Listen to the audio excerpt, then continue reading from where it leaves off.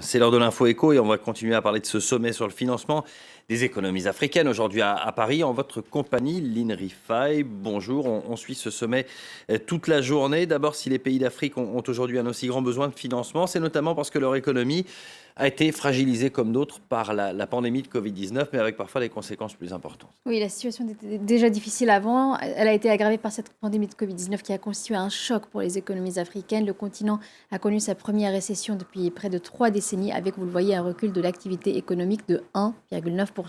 Alors certes, ce recul du produit intérieur brut est moins marqué que dans d'autres régions du monde, mais c'est une moyenne et certains pays d'Afrique ont été bien plus affectés que d'autres par les conséquences économiques de la crise sanitaire. Les pays les plus touchés sont ceux qui dépendent de secteurs ébranlés par la pandémie. Parmi ces secteurs, il y a bien sûr le tourisme, les pays qui comptent énormément sur les revenus du tourisme comme les Comores, les Seychelles ou la Tunisie ont donc été très affectés. En Tunisie, par exemple, le PIB a reculé de près de 9% l'an dernier et aux Seychelles, il a chuté de 13,5%. Autre secteur très affecté, le pétrole, dont les prix ont plongé l'an dernier avec la chute de l'activité économique mondiale et du transport aérien, ce qui a touché de plein fouet des pays comme l'Angola, le Nigeria et le Congo. Et puis d'autres pays qui dépendent des exportations de matières premières ont vu aussi leur croissance plonger, comme l'Afrique du Sud, où le PIB a chuté de 7% en 2020.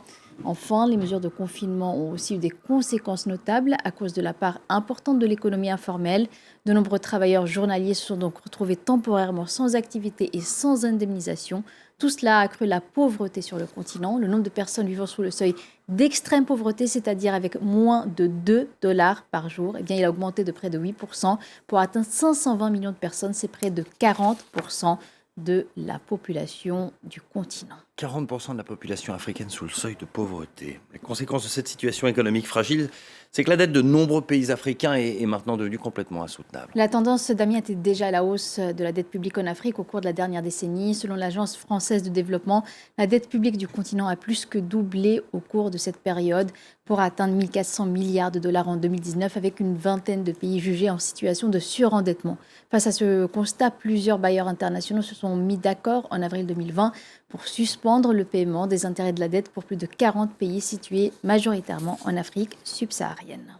Aujourd'hui, l'idée, c'est qu'il faut aller plus loin que cette initiative. C'est d'ailleurs tout l'enjeu de ce sommet sur le financement des économies africaines à Paris. Oui, en effet, Damien, car les besoins de financement pour l'Afrique pour les prochaines années sont considérables. 290 milliards de dollars d'ici 2023 pour l'Afrique subsaharienne selon le FMI et près de 400 milliards pour l'ensemble du continent.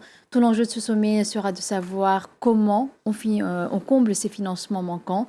D'abord, il y a la réponse de court terme, car la crise sanitaire a surtout privé de nombreux pays de leurs réserves de change, c'est-à-dire des dollars et des euros qu'ils reçoivent quand ils exportent des matières premières, comme le pétrole, ou quand ils accueillent des touristes. Alors pour combler ce manque de devises, une des pistes est de recourir à un instrument du FMI qui s'appelle les DTS, les droits de tirage spéciaux. 34 milliards de dollars devraient être mis à disposition des pays d'Afrique à partir de l'automne pour faciliter le paiement des importations par exemple.